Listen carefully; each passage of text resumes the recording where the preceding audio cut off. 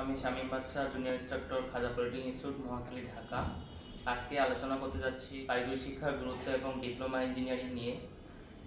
প্রিয় শিক্ষার্থী, এসএসসি পরীক্ষার্থী, তোমাদের সাথে আজকে আলোচনা করব যারা 2025 সালে এসএসসি পরীক্ষা দিয়েছো, এর মধ্যে রেজাল্ট পাওয়া, এখন ভাবতেছো যে কোথায় ভর্তি হবা, কি করবা, এসএসসি দিবা না ডিপ্লোমা দিবা, এটা নিয়ে ভাবতেছো, দ্বিধাদ্বন্দ্বের মধ্যে আছো।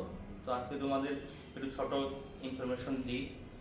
তো আজকে দুনিয়ায় দেখবা যে যে দেশ মানুষকে যত বেশি দক্ষ করে তুলেছে, সেই দেশ তত বেশি উন্নত।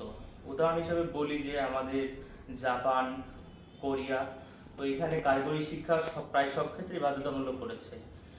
আর জার্মানিতে দেখবা যে এখানে ডুয়েল সিস্টেমে শিক্ষার্থীরা পড়াশোনা করতেছে।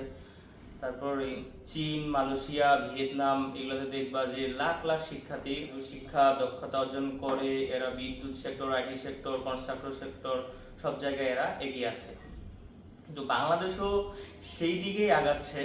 তো এই আগানোর পিছনে একটা মূল জিনিস ছিল ডিপ্লোমা ইন ইঞ্জিনিয়ারিং। আর তাহলে প্রশ্ন আসে যে ডিপ্লোমা ইঞ্জিনিয়ারিং কি?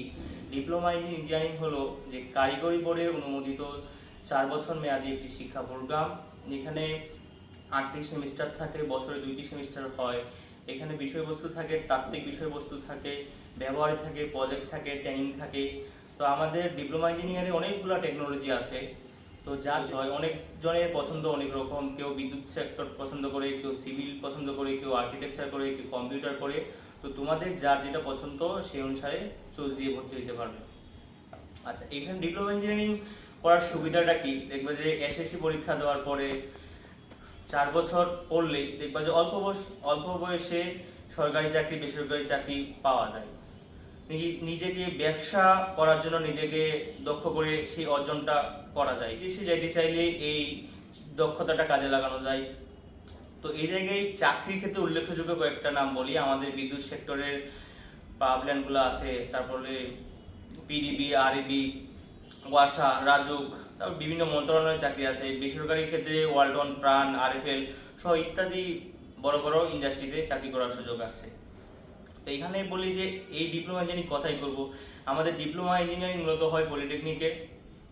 এখানে ভর্তির প্রক্রিয়াটা একটু বলি যে এবার 2025-26 যে ভর্তি বিজ্ঞপ্তি কারিগরি বোর্ড প্রকাশ করেছে, এটা হলো আগে আমাদের পুরানো যে পদ্ধতি ছিল, এটা ভর্তি পরীক্ষা দিয়ে ভর্তি হইতে হবে। মাঝখানে ছিল আমাদের জিপিএ দিয়ে ভর্তি হওয়া যাইতো।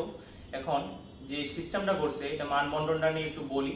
এটা হলো বাংলায় 10 মার্ক, ইংরেজিতে 10 মার্ক, গণিতে 20 মার্ক এবং বিজ্ঞানে হলো 20 মার্ক। বিজ্ঞানের মধ্যে দুইটা আছে, পদার্থবিজ্ঞান আর রসায়ন।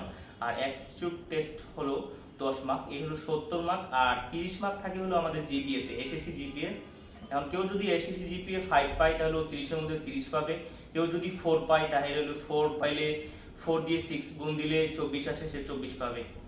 তো এইভাবে আমাদের মার্কটা কাউন্ট হবে।